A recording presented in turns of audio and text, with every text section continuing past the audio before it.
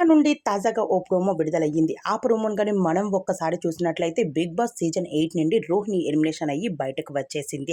అయితే బయటకు వచ్చిన ఏ కంటెస్టెంట్ అయినా కూడా 'బిగ్ బాస్' బజ్ ఇంటర్వ్యూలో పాల్గొనవలసిందే. అయితే 'బిగ్ బాస్' బజ్ ఇంటర్వ్యూలోకి పాల్గొన్న రోహిణి మాత్రం కొన్ని నిజ స్వరూపాలైతే చెప్పుకొచ్చింది. హౌస్‌లో ఉన్న కంటెస్టెంట్ అయిన నిఖిల్ కోసం అయితే తను చెప్పింది. అయితే నిఖిల్ మాత్రం తేనె పూసిన కత్తి. తనతో మాట్లాడాలన్నా, తనతో ఆడాలన్నా ఎవరి వల్ల కాదు. అయితే వెన్నుపోటు పొడాలన్నా నిఖిల్ తర్వాతే ఎవరైనా.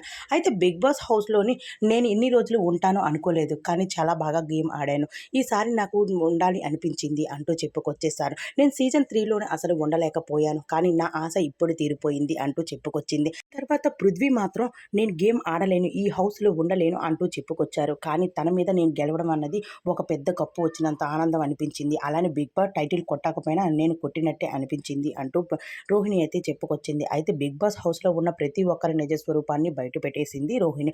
అయితే రోహిణి మాత్రం ఇలా ఎలిమినేషన్ అయ్యి బయటకు అలా వెళ్ళిందో లేదో మరో ఎలిమినేషన్‌తో 'బిగ్ బాస్' మన ముందుకి వచ్చేసారు. మరి ఈసారి ఎవరు ఎలిమినేషన్ అవుతారో మనం నెక్స్ట్ వీడియోలో చూసేద్దాం.